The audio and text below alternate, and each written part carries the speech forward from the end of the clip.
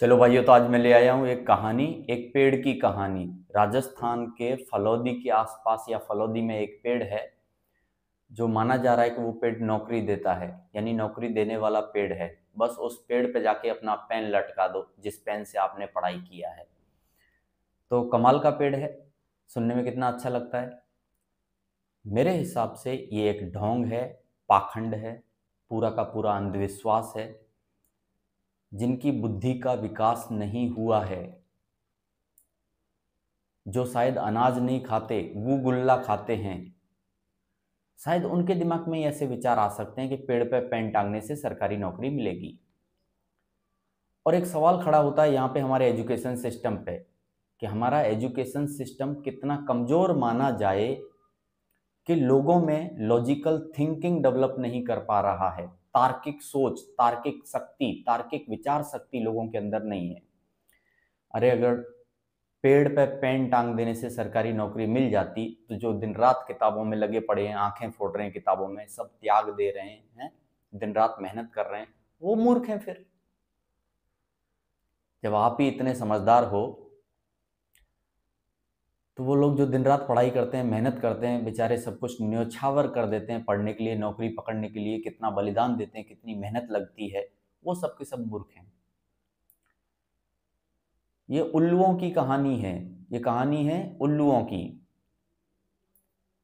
लानत है ऐसे लोगों पे, मैं तो कहूँगा लानत है ऐसी सोच पे, ऐसी धारणा पे, ऐसे विचार रखने वाले लोगों पे जिनके अंदर तार्किक सोच पैदा नहीं हुई, उत्पन्न नहीं हुई। ऐसा देश का क्या हाल होगा। और जो लोग ढोंग को, पाखंड को, अंधविश्वास को बढ़ावा देते हैं या शुरुआत करते हैं या किसी भी तरीके से बढ़ाने में उसकी मदद करते हैं या फैलाते हैं, ऐसे लोगों के खिलाफ में सरकार को कुछ एक्शन लेना चाहिए। ये लोगों को भ्रमित करते हैं, भ्रम में डाल रहे हैं। ऐसा कुछ होता होगा, कोई लॉजिक समझ में आ रहा है, कोई तर्क समझ में आ रहा है। तो ये सब लोग अनाज नहीं खाते, अनाज नहीं खाते मेरे हिसाब से, या तो अनाज को बिगाड़ रहे हैं। ये सब के सब उल्लू हैं। पेड़ पे पेन टांग देने से अगर नौकरी मिल जाए तो वाह भाई वाह। फिर किताबें क्यों बनी, स्कूल क्यों बने, इंस्टीट्यूट्स क्यों खुले हुए हैं, कोचिंग संस्थाएं क्यों सिखाने लग रही हैं। कुछ जरूरत ही नहीं है ये सब की, हटा दो सब। चादर तान के लंबा होके सो जाओ और एक पेन टांग के आ जाओ, हो गया आपका सिलेक्शन, बात ही खत्म। क्या जरूरत है मेहनत करने की, क्या जरूरत है पढ़ने की, क्या जरूरत है कंपटीशन का फॉर्म भरने की भी फिर तो जरूरत नहीं रहेगी। आप बिना फॉर्म भरे ही आपका फॉर्म भी पेड़ भर देगा, पेड़ आपके सारे काम कर देगा। आपका फॉर्म भरेगा, आपकी जगह एग्जामिनेशन हॉल में जाके बैठेगा भी, आपका क्वेश्चन पेपर सॉल्व करेगा कॉम्पिटिटिव एग्जाम का, मेरिट लिस्ट में आपका नाम आ जाएगा। और यार आप नौकरी पे भी मत जाना, हेलो, पेड़ आपकी जगह नौकरी पे चला जाएगा। मुझे हंसी और रोना एक साथ आता है, पर मैं हंसता हूं।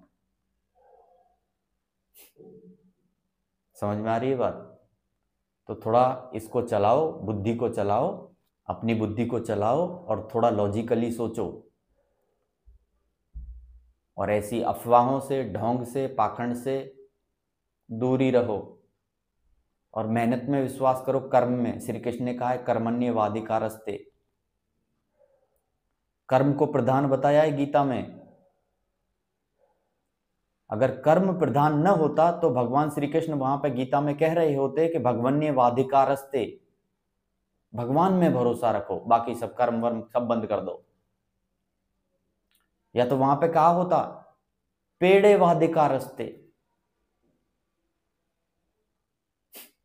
ऐसा कुछ कहा है क्या भाई? मैंने तो गीता पढ़ी है, नहीं कहा है। अब तुम्हारी गीता अलग है तो मैं क्या करूं। बस इतना ही बोलूंगा, इससे ज्यादा नहीं बोलूंगा।